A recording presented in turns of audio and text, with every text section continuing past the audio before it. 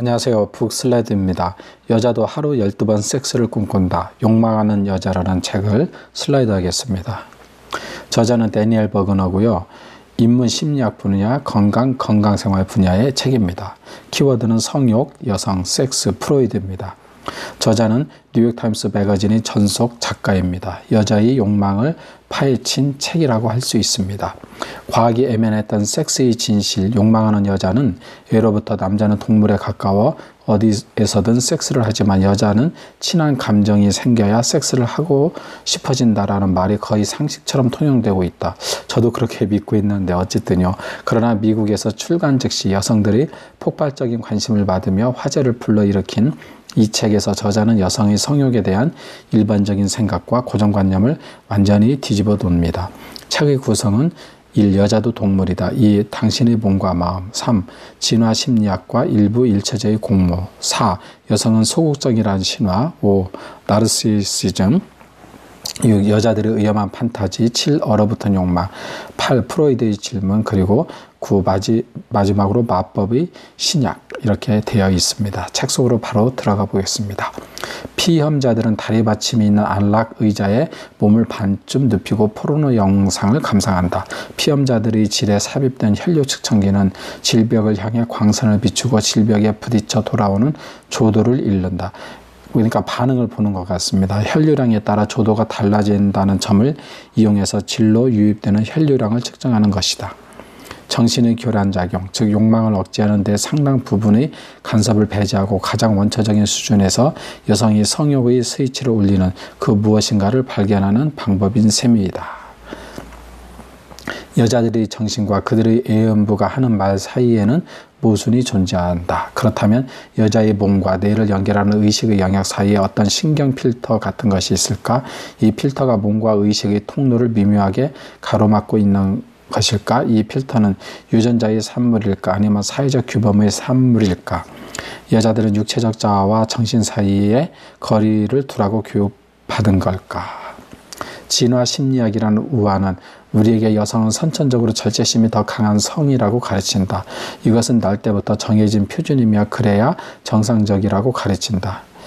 이게 그런 것도 있는 것 같고 여성이 더 피해를 받기 때문에 그렇게 어떤 저지선을 심리적이든 아니면 사회 규범적으로 저지선을 두는 게 아닌가 싶어요. 예를 들어서 원하지 않은 관계하면 여자는 임신에 대한 의존성이 있으니까 정상적이라는 것은 언제나 자기 확증적이고 자기 영속적인 힘을 행사한다. 정상에 반항하려는 사람도 이탈하려는 사람도 거의 없기 때문이다. 수컷과 교미하기 위해 암컷의 추격과 부단한 접근, 입술로 핥고 쓰다듬기, 땅바닥을 두들기는 행위 등 붉은 털 원숭이의 행동을 관찰하면 이런 의문이 든다. 붉은 털 원숭이가 이렇게 한다는 거죠. 그런 행동을. 과연 여성의 본능적 성욕 안에도 이와 유사한 충동성이 있을까? 사회의 관습들과 의무들 때문에 암컷 원숭이들조차 순수히 따르는 강렬한 욕망을 여성들은 너무 빈번하게 억누르고 심지어 인지하지도 못하는 것이 아닐까. 그러니까 강렬한 욕망도 있고 그것을 억누르기도 하고 심지어 인식하지도 못하는 것이 아닐까 이렇게 저자가 물어보면서 그렇다 이렇게 생각하는 것 같습니다. 여성들이 갖고 있는 성욕 핵심은 바로 나르시시즘, 순수한 자아도취의 개념으로서의 나르시시즘이다.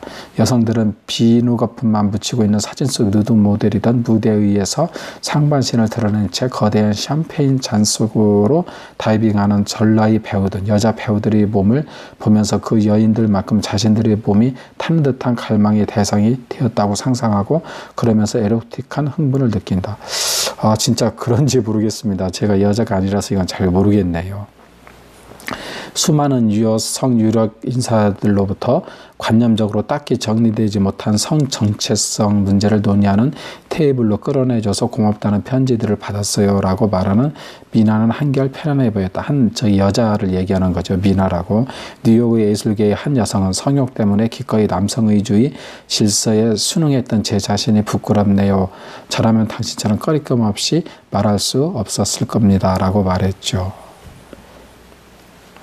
일부 1차제라는 제도 속 배우자의 대한 정절이라는 구속 안에서라면 욕망의 대상이 됨으로써 느끼는 흥분은 시간이 갈수록 점점 더 희미해진다. 단지 여성의 파트너가 흥미를 잃어서가 아니라 그 파트너가 이미 손아귀에 있다고 생각하기 때문이다. 달리 말하면 더 이상 성욕에 이끌리는 선택을 내릴 수 없기 때문이다. G스폿. G스폿은 제가 무엇인지 모르겠습니다.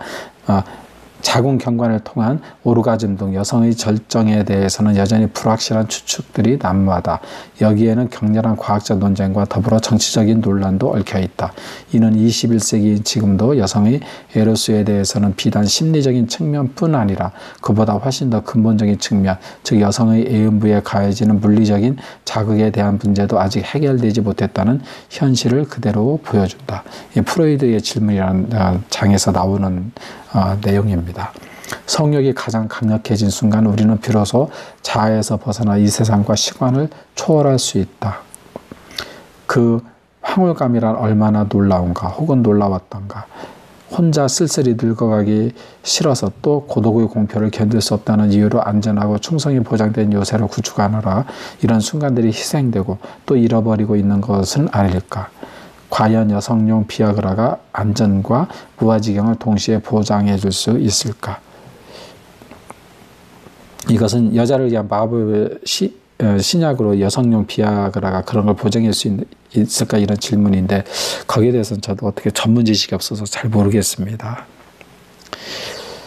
그래서 이 책에 대해서는 이제 욕망하는 여자라고 해서 여성도 하루 12번 섹스를 꿈꾼다 이랬는데 우리의 사회적인 기본 통념하고 많이 대비되는 거죠.